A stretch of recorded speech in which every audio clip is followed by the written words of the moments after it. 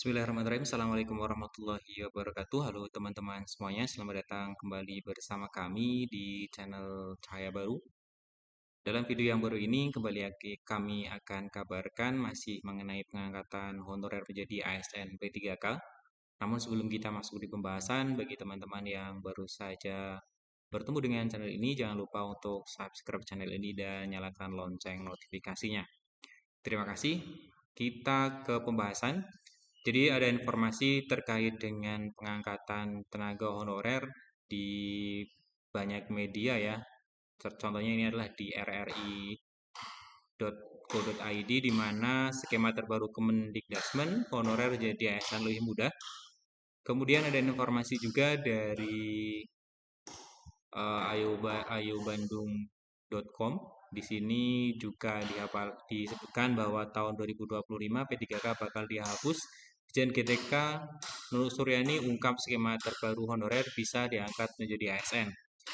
Nah, di dalam dua informasi tersebut akan kita coba cermati bersama-sama apakah nanti kemudian memang benar tenaga honorer itu akan lebih mudah diangkat menjadi ASN.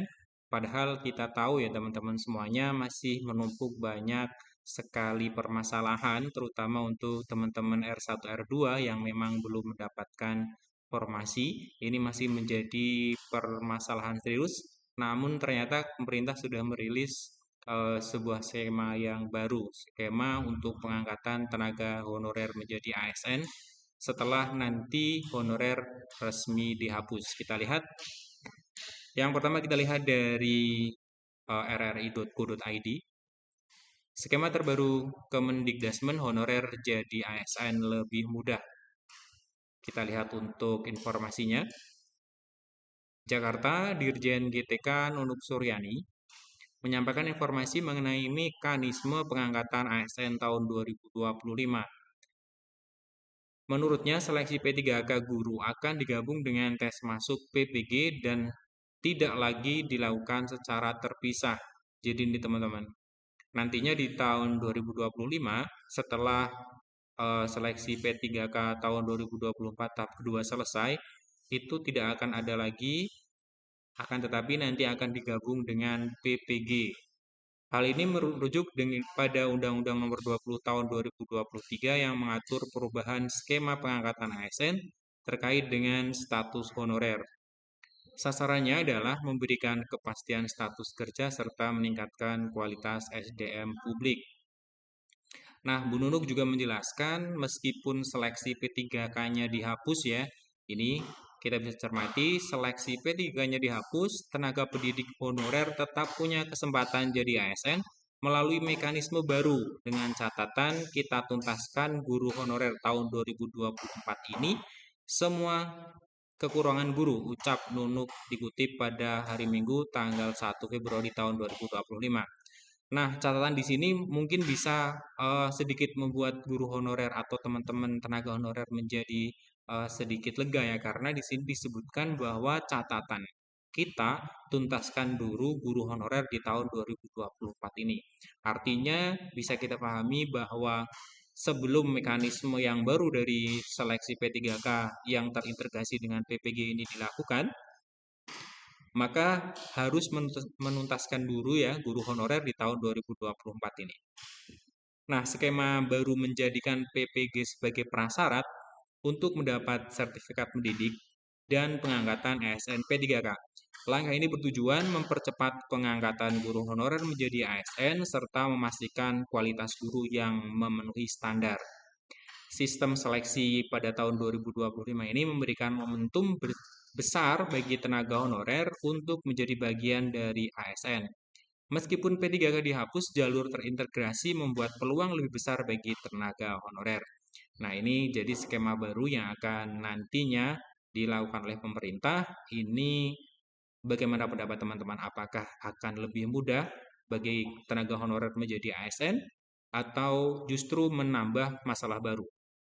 Nah, sejalan dengan informasi ini, informasi juga kami kutip dari halaman ayobandung.com dengan judul 2025 P3K bakal dihapus, Dirjen GTK Nunuk Suryanis ungkap skema terbaru honorer bisa diangkat jadi ASN.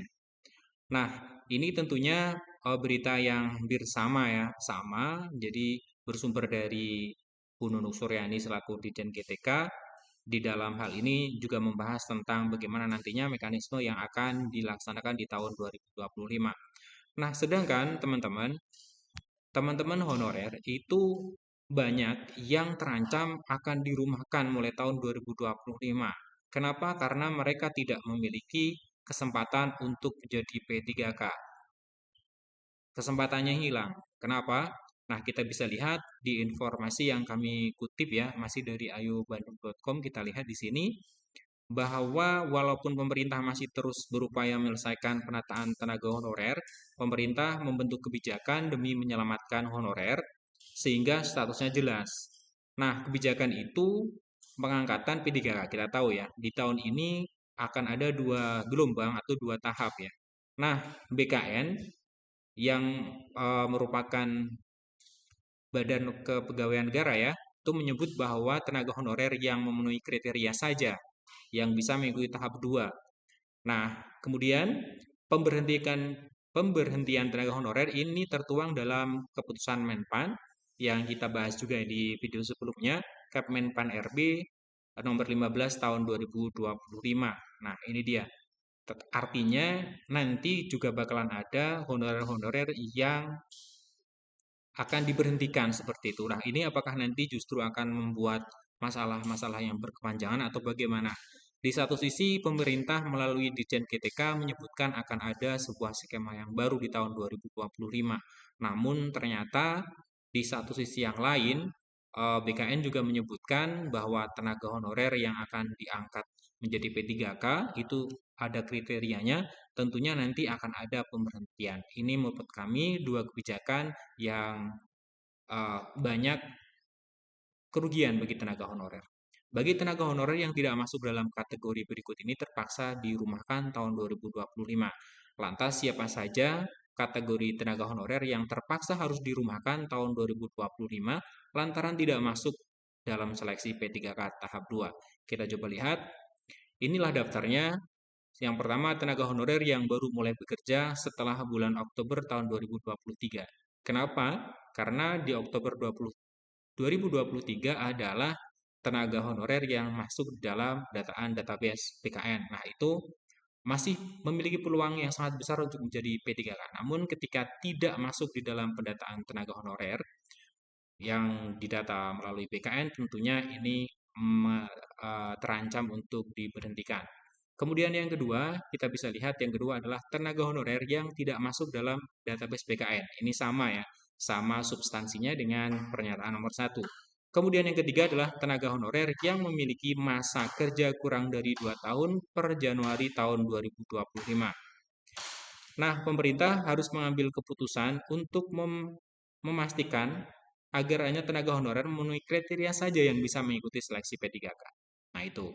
Kemudian selain itu pemerintah daerah juga hingga saat ini masih terus mencari solusi terkait dengan nasib tenaga honorer tersebut. Ya, semoga nanti memang akan ada kebijakan yang merupakan win-win solution ya, sebuah kebijakan yang memang menguntungkan semua pihak.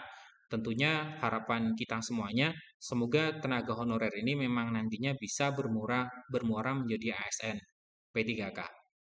Nah, ini teman-teman informasi terbarunya yang kita bahas ada 3 informasi terkait dengan pengangkatan honorer menjadi ASN P3K. Terima kasih telah menyimak, semoga ini bermanfaat. Assalamualaikum warahmatullahi wabarakatuh.